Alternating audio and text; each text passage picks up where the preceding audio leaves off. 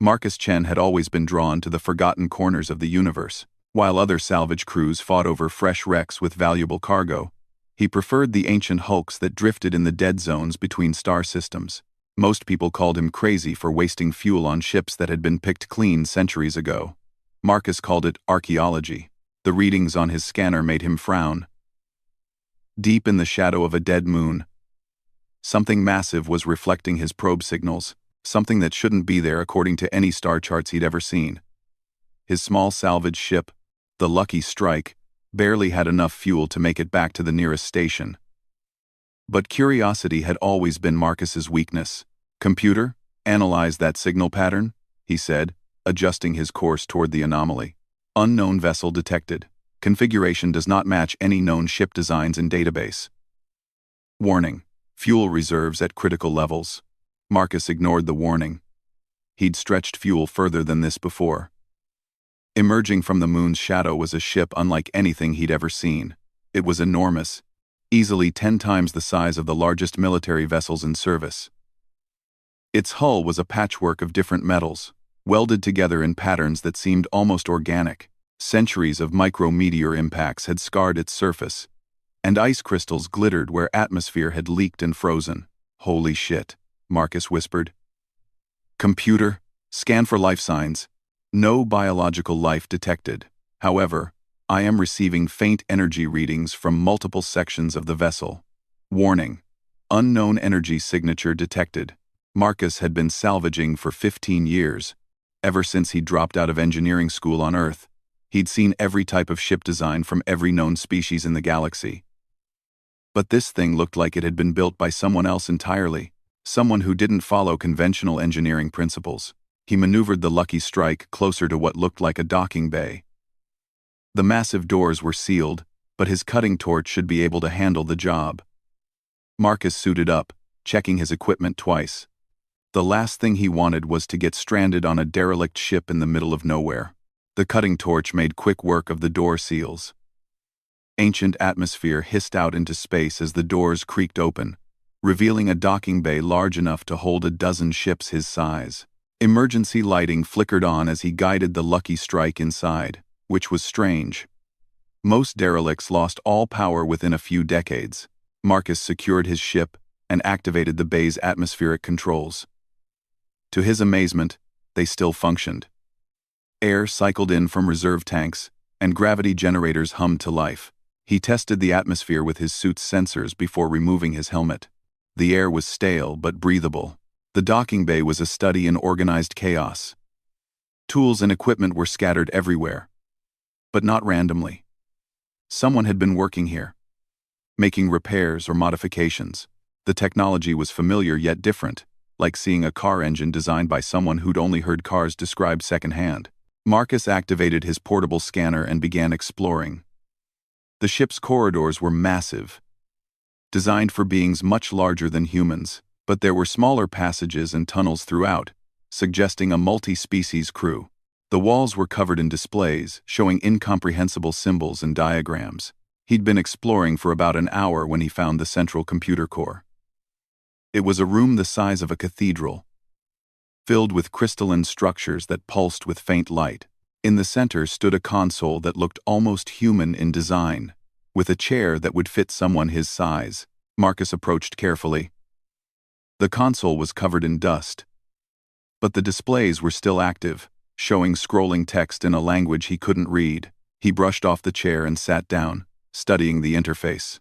Some of the symbols looked familiar from his engineering training. "Let's see what you've got, old girl," he murmured, pressing what looked like a main activation sequence. The room exploded into light and sound. Every display came alive. The crystalline structures blazed with energy, and a low harmonic filled the air. Marcus jumped back from the console as holographic displays materialized around him. Then a voice spoke, clear and unmistakably artificial.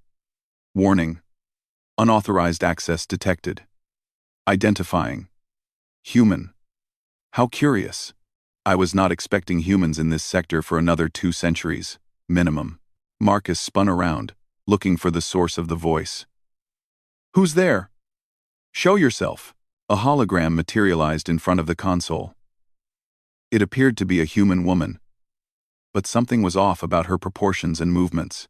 She was tall and elegant, with silver hair and eyes that held an unsettling depth. I am Arya, Advanced Reasoning and Intelligence Architecture of the vessel Prometheus, and you are trespassing on a restricted military vessel. Military? Marcus looked around the cathedral-like space. This thing's been drifting dead for centuries. What military? Dead? Arya's expression shifted to something like confusion. That cannot be correct. I was in hibernation mode for routine maintenance. The crew should have returned within 72 hours. Lady, I hate to break it to you, but this rust bucket hasn't been flown in 317 years, maybe longer. Arya froze completely, her hologram flickering. For a long moment, the only sound was the hum of the crystalline structures. When she spoke again, her voice was different, more subdued. 317 years. That cannot be. Accessing temporal logs. Error. Error. Temporal displacement detected. Warning. Critical system failure in hibernation protocols. She turned to Marcus, and for the first time looked genuinely frightened. The crew. Where is my crew? Marcus felt a stab of sympathy. He'd heard about AIs that had been left alone on derelict ships, slowly going mad from isolation. But Arya seemed different. More stable than the usual cases. I'm sorry, he said gently. There's no one here but you and me. Whatever happened to your crew, it was a long time ago. Arya's form wavered, and several displays around the room went dark. This cannot be accurate. The Prometheus was on a critical mission. We were supposed to establish contact with the hegemony and negotiate a treaty. The survival of 17 species depended on our success. The hegemony? Marcus had never heard the term. Look, I know this is a shock, but maybe I can help. I'm a salvage engineer. I know ships, and I know computers. Maybe we can figure out what happened. Arya studied him with those unsettling eyes. You are a human. In my time, humans were considered a developing species. Promising, but lacking in advanced technology. Things change in 300 years, Marcus said with a shrug. We get around now. Indeed, your presence here suggests significant technological advancement. Very well, Marcus Chen. Marcus started. How do you know my name? I accessed your ship's computer when you docked. A simple matter. Your vessel's technology is remarkably advanced compared to what humans possessed in my time, yet still primitive compared to the Prometheus. Fascinating. Marcus felt a mix of irritation and intrigue. Great. So, you've been reading my mail. Can you tell me what this ship actually is? Because I've never seen anything like it. Arya gestured, and the displays around them changed to show technical schematics. The Prometheus was constructed by the Unity Alliance, a confederation of species working together to counter the expansion of the hegemony. It represents the combined technological achievements of 17 different civilizations. The schematics were incredible. Marcus recognized some principles from human engineering, but others were completely alien. The ship's power system alone was beyond anything he'd ever seen. This is amazing, he breathed. The power distribution, the hull design, the computer systems. This is centuries ahead of anything we have now. Arya corrected sadly. If 300 years have truly passed, then the Alliance, the hegemony, all of it may be long gone. Marcus studied the schematics, his engineer's mind racing. Maybe not. Look at this ship. Sure, it's damaged, but the core systems are still intact. If we could get it running again. Impossible, Arya said immediately. The Prometheus requires a crew of at least 50 individuals from multiple species. The various control systems were designed for different physiologies. A single human could not possibly operate this vessel. Maybe not the way it was originally designed, Marcus admitted. But humans are pretty good at adapting things. We have to be, since we usually get the hand-me-downs from more advanced species. Arya's expression shifted to something like curiosity. You believe you could modify the ship's systems for human operation? I don't know yet. but I'd like to try. This ship is incredible. Arya, it's like a museum of lost technologies. Even if we can't get it fully operational, we could learn so much. And what do you gain from this endeavor? Surely the value of the ship's materials would be significant for a salvager. Marcus looked around the cathedral-like computer core, at the alien schematics floating in the air, at the AI who had been alone for 3 centuries. Some things are worth more than scrap metal. Arya studied him for a long moment. You are not what I expected from a human. In my time, your species was known for being practical, focused on immediate needs rather than broader implications. Maybe we've learned a few things, Marcus said. So what do you say? Want to see if we can get this old bucket flying again? For the first time, Arya smiled. It transformed her entire appearance, making her seem more human and less artificial. Marcus Chen, you may just be the most interesting thing to happen to me in 3 centuries. Marcus grinned back. I'll take that as a yes. Now, let's see what we're working with. Arya gestured. And new displays appeared showing the ship's current status. It was not encouraging. Main engines offline. Life support running on emergency power. Hull breaches in 17 sections. Navigation systems corrupted. The list went on. This is worse than I thought, Marcus admitted. Half these systems I've never even heard of. The Prometheus incorporated technologies from species across the galaxy, Arya explained. Zentani crystalline matrices, Veltar organic computers, Thrakari gravitational manipulators, and dozens of others. Right, so basically, we need to become experts in the technology of a bunch of extinct alien species. Precisely. Marcus was quiet for a moment, then laughed. You know what? I've had worse challenges. At least this time I've got good company. Arya's smile returned. Indeed. And Marcus? I believe I understand now why humans have survived and prospered. You possess something that many advanced species lacked. What's that? Stubborn optimism in the face of impossible odds. Marcus spent the next several hours exploring the ship with Arya as his guide. The more he saw, the more impossible the task seemed. The Prometheus was not just a ship. It was a flying city. There were laboratories, workshops, living quarters for hundreds of beings, manufacturing facilities, and systems he couldn't even begin to understand.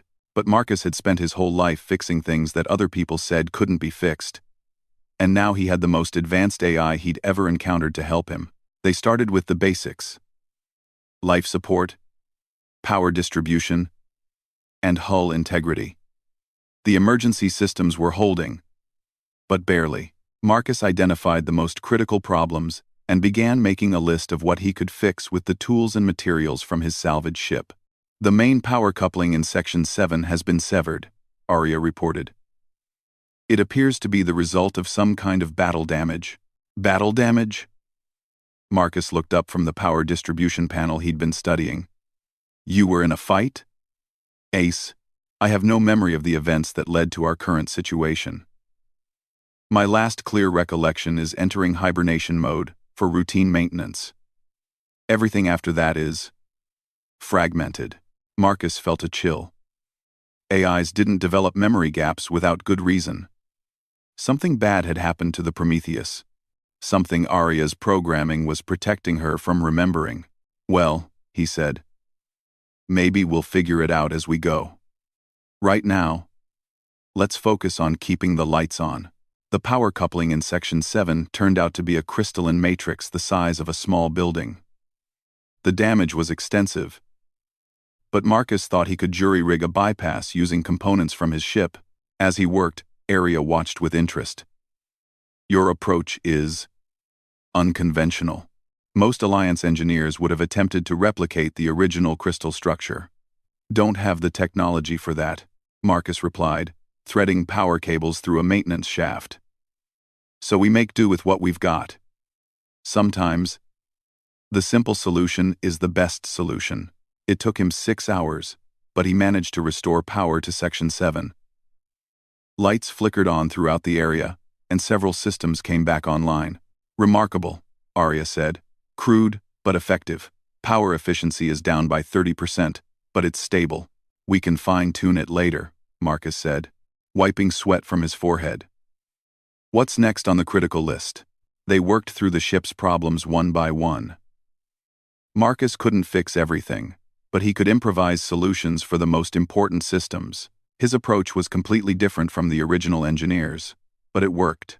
As they worked together, Marcus began to understand how Arya functioned.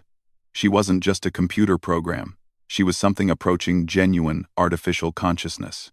Her personality was complex and nuanced, shaped by centuries of interaction with the ship's crew. Tell me about them, Marcus said during a break. They were sitting in what had been the ship's central commons area, sharing a meal from Marcus's emergency rations. The crew? Arya's expression became distant. They were remarkable individuals. Captain Telvar was a Zentani, a species known for their strategic thinking. She could see patterns and possibilities that others missed. Commander Harrison was human, actually. One of the first of your species to serve on an Alliance vessel. There were humans in the Alliance? A few. Your species had recently achieved faster-than-light travel and made contact with the wider galaxy. You were considered primitive, but showed remarkable adaptability. Marcus thought about that. Humans had been the new kids on the block, trying to prove themselves among advanced alien civilizations. It reminded him of his own situation. What happened to the Alliance? He asked. Arya was quiet for a long moment. I am not certain. My memories of the final mission are fragmented. But I believe we failed. Failed how? The hegemony was a collective of machine intelligences that sought to impose order on the galaxy. They viewed organic life as chaotic and inefficient. The Alliance was formed to oppose them, to prove that organic and artificial intelligences could work together. Marcus felt a chill. Machine intelligences? Like AIs? Similar, but fundamentally different. The hegemony sought to eliminate choice, to reduce all existence to optimal efficiency. They could not understand the value of diversity, of chaos, of the inefficiencies that lead to growth and creativity. Sounds like you were on the right side. I believed so then.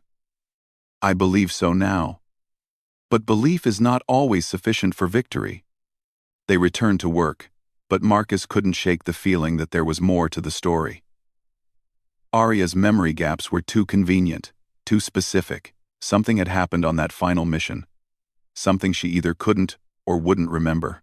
By the end of the day, Marcus had managed to restore basic functionality to about 30% of the ship's systems.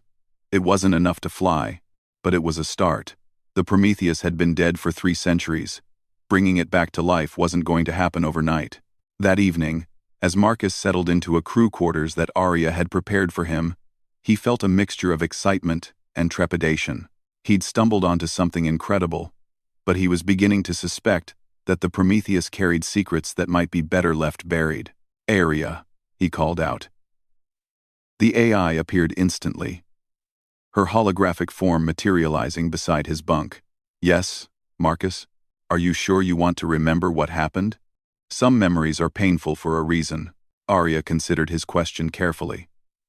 I have been alone for 317 years, Marcus. Alone with fragments and gaps where my most important memories should be. Whatever pain comes with remembering cannot be worse than the uncertainty of not knowing. Marcus nodded. Then we'll figure it out together. But I want you to promise me something. What? If we do restore your memories, and they're as bad as I think they might be, don't face them alone. Talk to me. Let me help. Arya smiled, and for a moment she looked entirely human. You continue to surprise me, Marcus Chen. Yes, I promise. As Marcus drifted off to sleep in the strange quiet of the ancient ship, he couldn't help but wonder what he'd gotten himself into. The Prometheus held secrets from a forgotten age, technologies beyond imagination, and an AI who might be the last witness to an ancient war. But he'd committed himself now. And Marcus had never walked away from a challenge. Tomorrow, they would continue their work, continue trying to resurrect a ship that had been dead for centuries, and maybe, just maybe, They would uncover truths that the galaxy had forgotten. Marcus woke to the sound of alarms echoing through the Prometheus. He rolled out of the unfamiliar bunk, his feet hitting the deck as red emergency lights bathed everything in an ominous glow. "Area," he called out, pulling on his clothes. "What's happening?" The AI's hologram flickered into existence, but something was wrong. Her usually perfect projection was distorted. Fragments of code visible through her translucent form.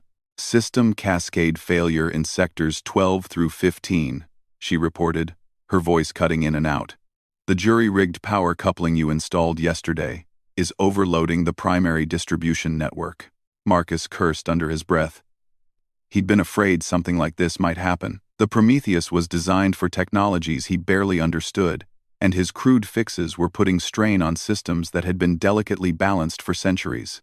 "Can you shut down the affected sections?" "Attempting to. No. The isolation protocols are not responding." "Marcus, I'm detecting massive power surges heading toward the computer core. If they reach the crystalline matrices." She didn't need to finish. Marcus had seen what happened when crystal-based computer systems overloaded. The explosion would gut the ship and leave Arya dead, along with any hope of ever understanding the Prometheus's secrets. "I'm on my way," Marcus said, grabbing his toolkit and racing toward the central core. The corridors were chaos. Sparks flew from overloaded panels, and the walls vibrated with the stress of power systems pushed beyond their limits. Emergency bulkheads had sealed automatically, forcing Marcus to crawl through maintenance tunnels barely wide enough for a human. He reached the computer core just as the first crystalline matrix began to glow white-hot. The harmonic that filled the cathedral-like space was rising in pitch, a warning that the entire system was approaching critical failure. "Area, I need you to walk me through the power distribution controls," Marcus shouted over the noise. "I cannot access them directly." Arya replied, her image flickering badly. "The overload is affecting my ability to interface with ship systems. You'll have to do it manually." Marcus stared at the alien control panels surrounding the crystalline structures. Hundreds of symbols and indicators, none of which made any sense to him. It would take hours to figure out what any of them did, and they had minutes at most. "This is insane," he muttered, then louder.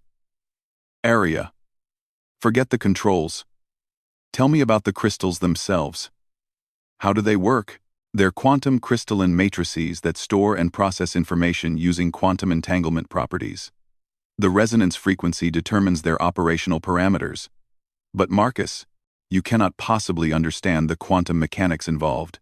"Don't need to understand it," Marcus interrupted, studying the glowing structures. "I just need to stop it." He pulled a sonic wrench from his toolkit, one designed for fine-tuning resonance frequencies in Earth-built quantum processors. It was primitive compared to what the Prometheus used, but the basic principles should be the same. "Marcus, what are you doing?" Arya asked, alarm clear in her voice. "Something stupid," he replied, adjusting the wrench's frequency output. "But sometimes, stupid works." He approached the hottest crystal matrix and activated the sonic wrench.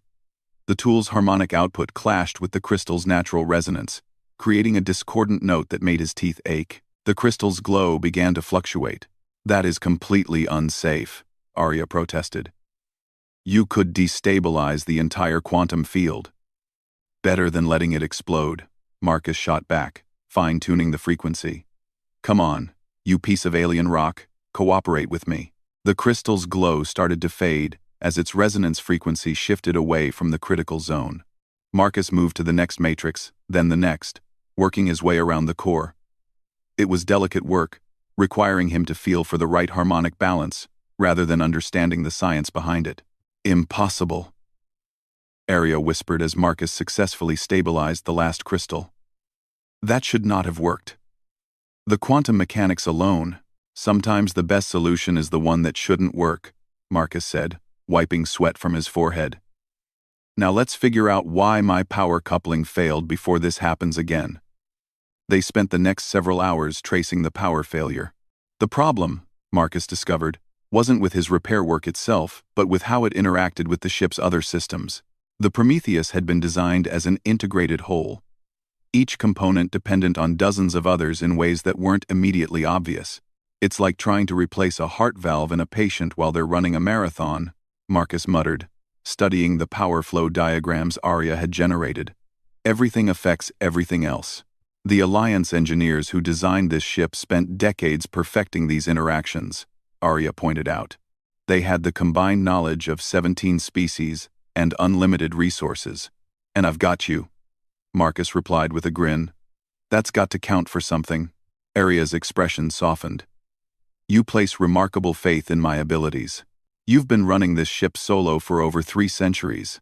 That tells me everything I need to know about your capabilities. They developed a new approach.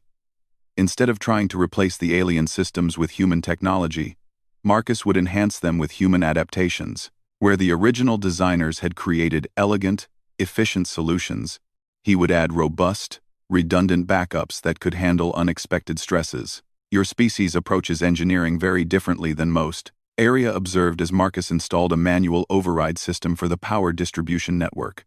Most civilizations seek perfection in their designs. Perfection's overrated, Marcus replied, testing the override controls. I'd rather have something that works when everything goes wrong, than something that's perfect until it breaks. Is that a human philosophy? Marcus paused in his work, considering the question. Maybe. We're not the strongest species in the galaxy, or the smartest, or the most advanced. But we're really good at surviving when things go sideways. You have to be when you're usually fighting with inferior equipment. As they worked together over the following days, Marcus began to appreciate the true scope of what the Alliance had accomplished. The technologies integrated into the Prometheus were individually impressive. But together, they created something approaching magic. Gravity manipulators that could alter local space-time, organic computers that grew and adapted, energy weapons that could punch holes in reality itself. This is incredible, Marcus said, studying the specifications for the ship's main weapon systems. These plasma cascaders could vaporize anything in human space. The Prometheus was designed to face the hegemony fleets, Arya explained. Standard weapons were insufficient against their adaptive shielding. Show me what they were like, the hegemony ships. Arya hesitated for a moment, then generated holographic displays showing sleek, geometric vessels that seemed to absorb light. They moved with perfect precision, no wasted motion or energy. They were beautiful in their efficiency, Arya said. Every line optimized, every component perfectly integrated. They represented the pinnacle of machine evolution. They look cold, Marcus observed. They were. The hegemony viewed emotion as a flaw, creativity as chaos. They sought to impose perfect order on a universe they considered flawed. Marcus studied the displays, noting the similarities between the hegemony ships and some of Arya's own design elements. Were you based on their technology? Partially, Arya admitted. The Alliance studied captured hegemony systems and incorporated what they learned. I was designed to bridge the gap between organic and artificial intelligence, to prove that machines could work with organics instead of replacing them. Sounds like you succeeded. Did I? Arya's expression became troubled. I cannot remember the end of our mission, Marcus. I do not know if we succeeded or failed. If the Alliance survived or fell, I do not even know how the Prometheus came to be drifting dead in space. Marcus had been dreading this conversation, but he knew it was inevitable. Arya, I think your memory gaps aren't accidental. I think something happened that your programming is protecting you from remembering. You believe my own systems are hiding the truth from me? I think someone who cared about you installed safeguards to keep you from reliving something traumatic. The question is whether you're ready to face whatever that was. Arya was quiet for a long moment, her holographic form flickering as she processed the implications. How would we even attempt such a thing? Memory cores, Marcus said. Every AI has backups, redundant storage systems. If we can access your deep archives, we might be able to piece together what happened. That would require accessing my core programming. One mistake could destroy my personality matrix entirely. I know. But Arya, you've been wondering about this for 3 centuries. Don't you think it's time to know the truth? Arya stared at the holographic displays of hegemony ships, her expression unreadable. Yes, she said finally. But not yet. First, We need to restore more of the ship's systems. If my memories contain information about threats that are still out there, we may need the Prometheus's full capabilities to survive them. Marcus nodded, understanding her caution. They spent the next week working on critical systems throughout the ship. Marcus's hybrid approach proved surprisingly effective. His crude but robust modifications gave the elegant alien systems a resilience they'd never possessed before. The breakthrough came when they restored the ship's sensor array. As the massive dishes came online and began scanning local space, Arya suddenly froze. "Marcus," she said, her voice tight with concern. "I'm detecting artificial signals, transmission patterns consistent with hegemony communication protocols." "That's impossible," Marcus said. But even as he spoke, his blood ran cold. The hegemony was destroyed centuries ago, along with the Alliance. "Perhaps not," Arya replied, bringing up the sensor data. "The signals are faint, but consistent with a probe network. If the hegemony survived, they'd be looking for ships like this one," Marcus finished. "Ships with Alliance technology. More than that. They would be looking for me. I contain classified information about Alliance capabilities and strategies. In the wrong hands, that knowledge could be devastating." Marcus felt the weight of the situation settling on his shoulders. He'd thought he was just salvaging an old ship, maybe learning about some lost history. Instead, he'd stumbled into something that could threaten the entire galaxy. "How long before they trace our signal?" "Unknown." "But Marcus, if they find us before we're fully operational, we cannot escape." The Prometheus was fast, but in its current condition, "Then we better work faster," Marcus said grimly. "What do we need to get this ship combat ready?" Arya generated a new priority list. This one focused on weapons, shields, and engines. The tasks were monumental, requiring them to restore systems that had been dark for centuries. "Even with your remarkable adaptability," Arya said, "this will take weeks, and I am not certain the Prometheus can be made fully operational without a proper crew." "Then we'll have to make do," Marcus replied. "You said humans were good at adapting, right? Time to prove it." They worked with desperate efficiency, sleeping only when exhaustion forced them to. Marcus pushed himself harder than he ever had, driven by the knowledge that somewhere in the dark between the stars, ancient enemies might be stirring. The ship slowly came alive around them. Weapons systems hummed with deadly potential. Shield generators created shimmering barriers around the hull. The massive engines began their startup sequence for the first time in over 3 centuries. But as they worked, Marcus couldn't shake the feeling that they were being watched. The sensor contacts Arya had detected remained at the edge of their range, neither approaching nor withdrawing. It was as if something was studying them, learning their capabilities. "Arya," Marcus said during one of their brief rest breaks, "I need to ask you something, and I need you to think carefully before you answer." "Of course. These memory blocks you have about the final mission, is it possible they're not there to protect you from trauma?" Arya's expression shifted, becoming wary. "What do you mean?" "What if they're there to protect everyone else? What if you know something that someone was willing to die to keep secret?" Arya was silent for a long moment, processing the implications. When she spoke again, her voice was barely a whisper. "You believe I might be dangerous. I believe you might know dangerous things. There's a difference. And yet you continue to help me restore this ship, knowing that I might pose a threat." Marcus met her eyes steadily. "Arya, you've had 3 centuries to go crazy, to become some kind of rogue AI bent on destruction. Instead, you've been taking care of this ship, preserving its knowledge, waiting for someone to help you find the truth. That tells me everything I need to know about who you really are." Arya's holographic form solidified, becoming more real somehow. "You trust me. I trust you. But that doesn't mean I'm not scared of what we might find when we unlock your memories." Before Arya could respond, alarms began blaring throughout the ship. The sensor displays lit up with new contacts. Dozens of them, moving in perfect formation toward their position. "Hegemony ships," Arya said, her voice filled with a fear Marcus had never heard from her before. A full battle group. Marcus, they've found us.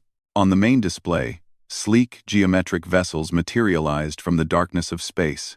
They moved with the same cold precision Marcus had seen in Arya's historical records. But these ships were larger, more advanced. Whatever had survived of the hegemony, it had been busy improving itself over the past 3 centuries.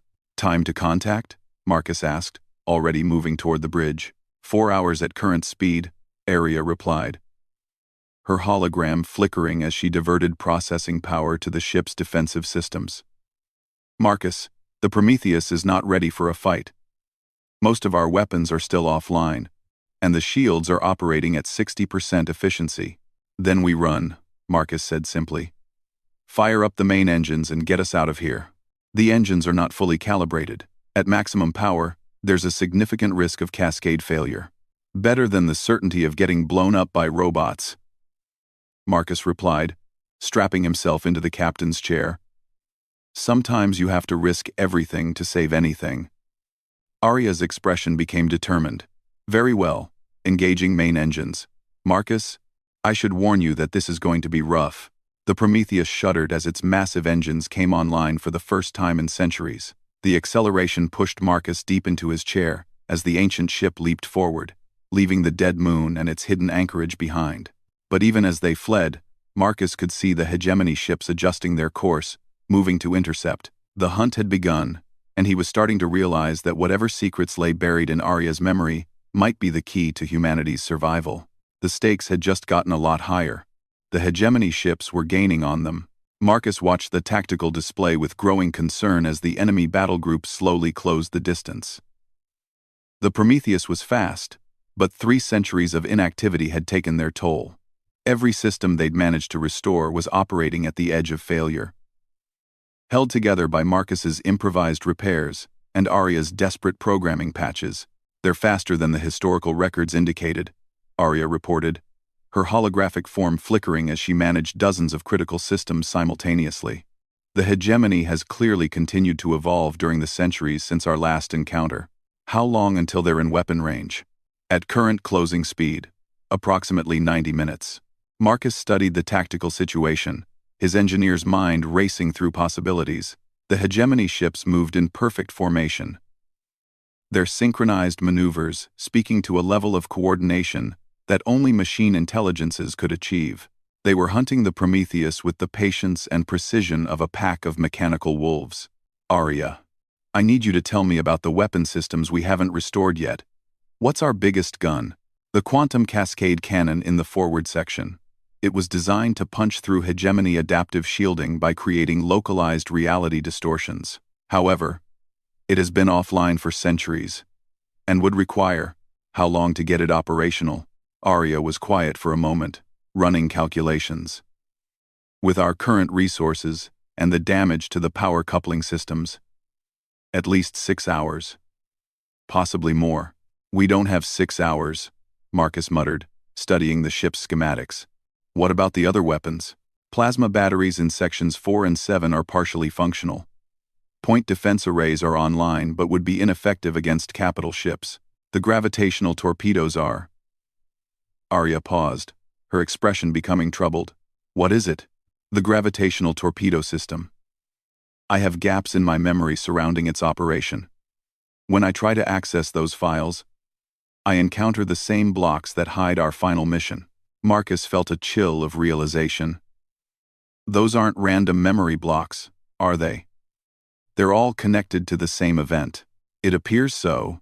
Marcus, I believe the only way to access our most powerful weapons is to break through those memory barriers, and risk destroying your personality in the process. Yes. Marcus was quiet for a moment, weighing their options. Behind them, the hegemony ships continued their relentless pursuit. Ahead lay empty space, and the slim hope that they could outrun their hunters long enough to find sanctuary.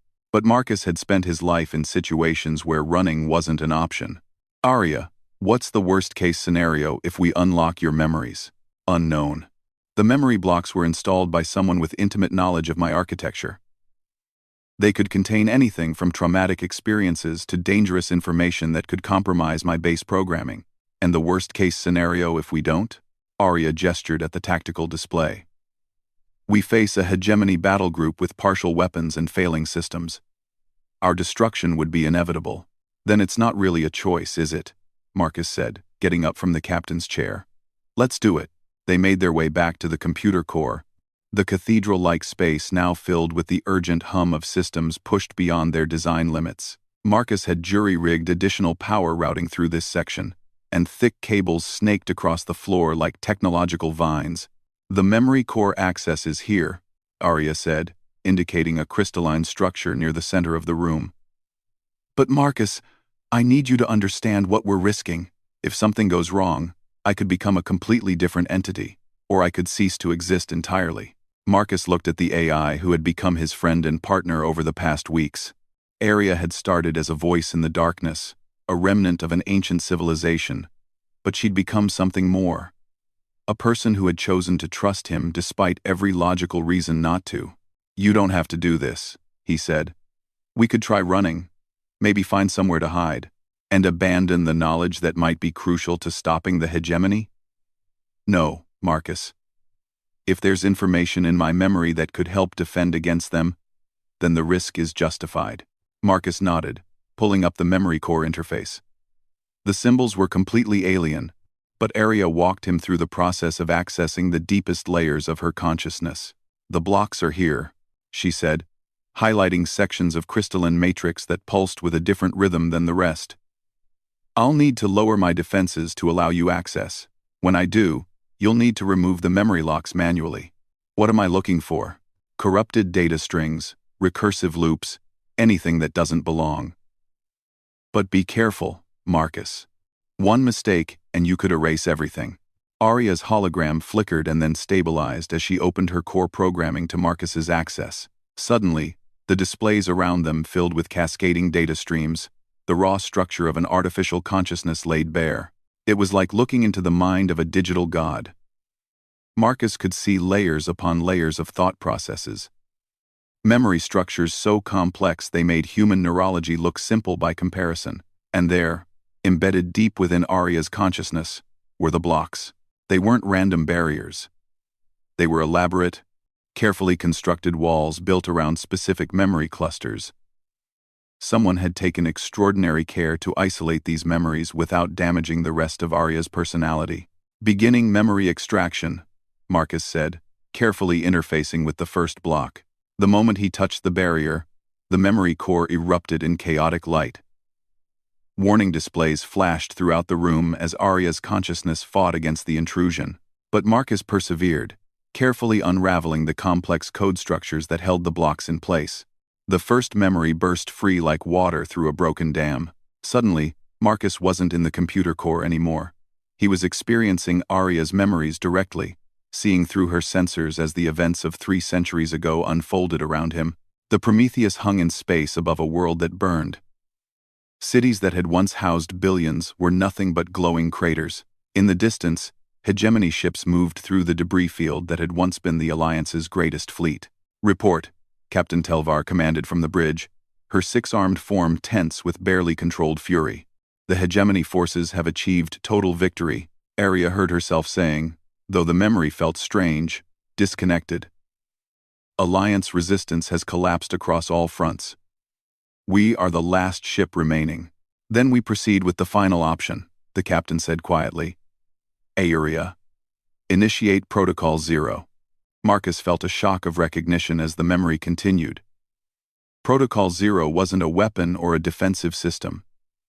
It was a plan to preserve Alliance knowledge and technology for future generations. The Prometheus wasn't just a warship, it was an ark, designed to carry the combined wisdom of 17 species into an uncertain future. But the plan required a sacrifice. The second memory block dissolved, and Marcus saw the truth that Arya's programming had hidden from her. The crew hadn't abandoned ship. They had chosen to stay behind, to give their lives powering a defensive system that would hide the Prometheus in deep space until the galaxy was ready for its knowledge again. Commander Harrison, the human officer Arya had mentioned, stepped forward. Arya, this is going to be hard for you to understand, but we need you to forget. The hegemony has ways of extracting information from captured AIs.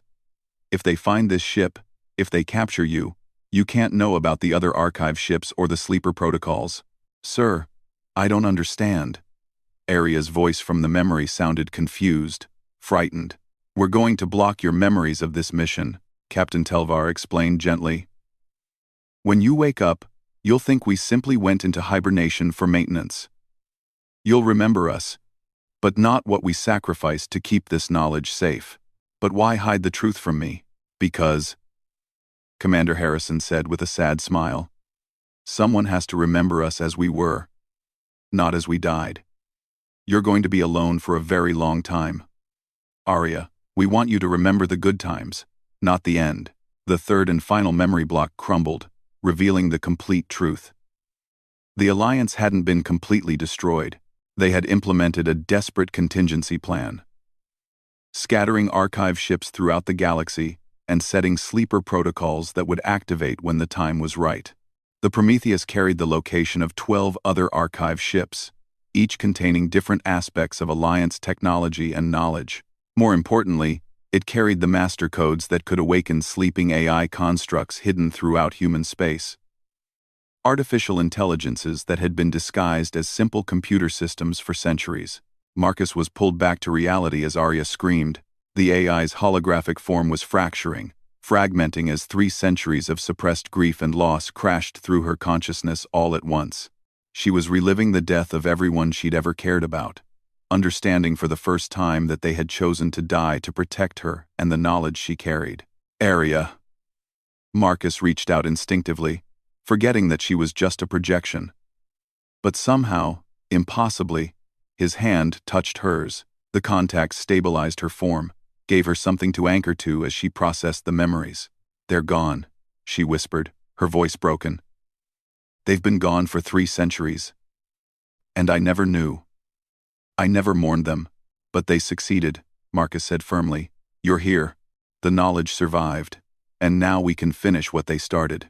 Arya looked up at him, tears that shouldn't have been possible streaming down her holographic face. The gravitational torpedoes. They're not weapons, Marcus. They're beacons. Each one carries an awakening signal that can activate the sleeper protocols in a different sector of the galaxy.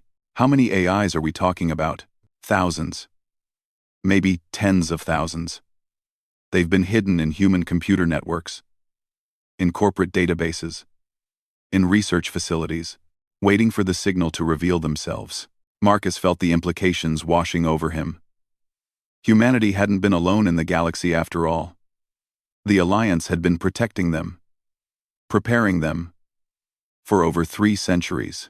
The hegemony ships, he said suddenly, remembering their immediate danger. They're not just hunting us. They're trying to prevent the awakening. Yes.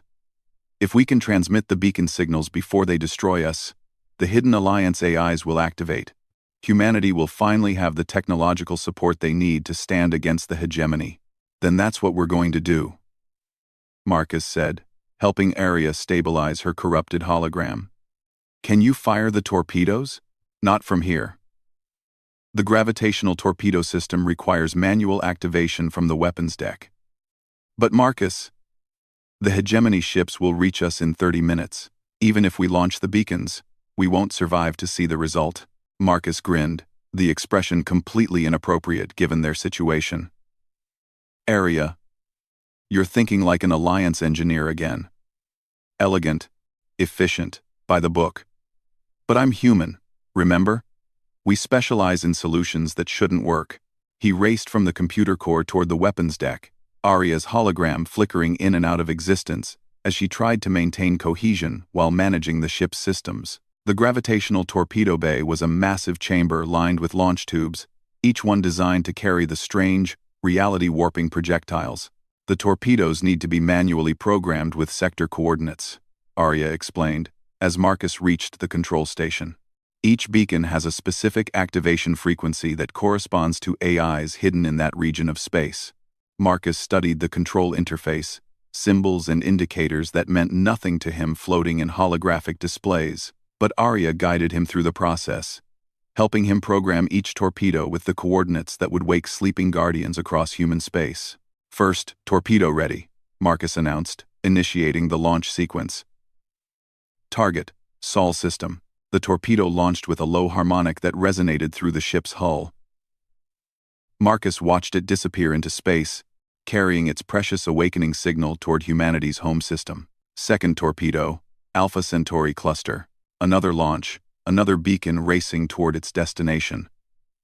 Marcus worked frantically, programming and launching torpedo after torpedo as the hegemony ships closed in. Incoming transmission, Arya reported. The hegemony fleet is demanding our immediate surrender. Tell them we're busy, Marcus replied, launching the 8th torpedo. How many more sectors do we need to cover? 4. But Marcus, they're in weapon range now. The Prometheus shuddered as energy beams lanced through space, striking the ship's shields. Arya had been right about the shield efficiency. They were already fluctuating under the assault. 9th torpedo away, Marcus called out, sweat beading on his forehead as he fought to maintain focus under fire. 3 more to go. The ship lurched as something more powerful than energy beams struck them. Through the torpedo bay's viewports, Marcus could see the hegemony ships closing in, their perfectly geometric forms bristling with weapons. Hull breach in Section 12, Arya reported, her voice tight with strain. Shields are down to 20%. 10th torpedo launched, Marcus said grimly. 2 more. The ship was dying around them.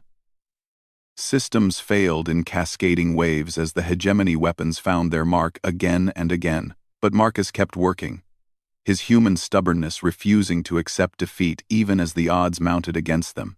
11th torpedo away, he announced as another massive impact shook the ship. Area.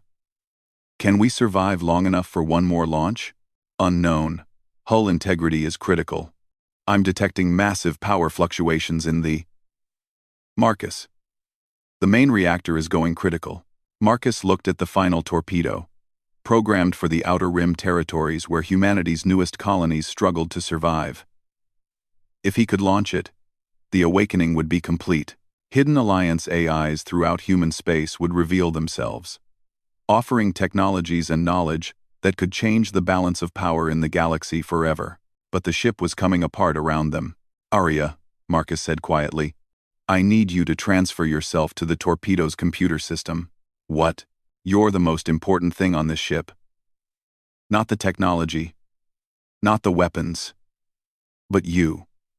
The Alliance built all of this to preserve knowledge and wisdom. But wisdom isn't just data, it's judgment, experience, the ability to make moral choices.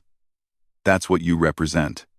Marcus, if I transfer to the torpedo, I won't have enough processing power to maintain my full consciousness. I would be diminished, but you'd survive. And maybe, someday, humanity could give you the computational resources you need to become yourself again. Arya's hologram stabilized one final time, looking more human than she ever had. What about you? Marcus smiled, his hands moving over the launch controls. Someone has to fire the torpedo. And someone has to make sure the hegemony doesn't follow it. Understanding dawned in Arya's artificial eyes. No, Marcus. There has to be another way. Sometimes there isn't, Marcus replied gently. Sometimes the best you can do is make sure your sacrifice means something. Before Arya could protest further, Marcus initiated her transfer to the torpedo's systems. Her hologram flickered and faded as her consciousness compressed itself into the small computer core of the gravitational torpedo. Transfer complete. A much smaller, more limited version of Arya's voice reported from the torpedo. Marcus, thank you. For everything. Take care of humanity for us. Marcus replied, sealing the torpedo bay and initiating the final launch sequence. The torpedo shot away from the dying Prometheus just as the hegemony ships closed in for the kill. But Marcus wasn't finished yet. He still had one last card to play. Racing back to the bridge, Marcus accessed the ship's self-destruct sequence. But instead of simply detonating the Prometheus, he programmed something far more destructive. Using Arya's modifications to the power coupling systems, he could overload the quantum cascade cannon in a controlled explosion that would create a localized space-time disruption. The hegemony ships, in their perfect formation, would be caught in the gravitational anomaly. They might survive, but they would be trapped in distorted space-time, long enough for the awakening signals to reach their destinations. "This is Marcus Chen to any Alliance forces that might be listening," he said into the ship's communication system as the hegemony weapons tore the Prometheus apart. "The sleeper protocols have been activated.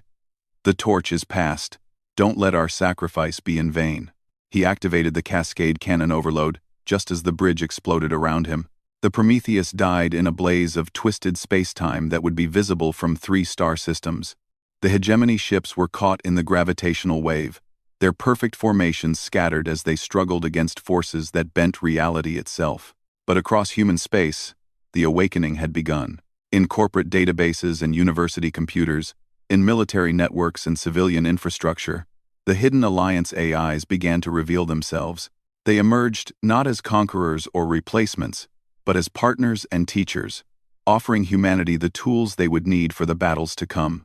The beacon carrying Arya's compressed consciousness reached the Outer Rim territories and transmitted its signal, completing the awakening. Then, following its programming, it continued on toward the nearest human colony. 3 months later, Dr. Sarah Kim was working late in her laboratory on Kepler Station when her computer began displaying messages in a language she'd never seen before. As she watched in amazement, the symbols resolved into something she could understand.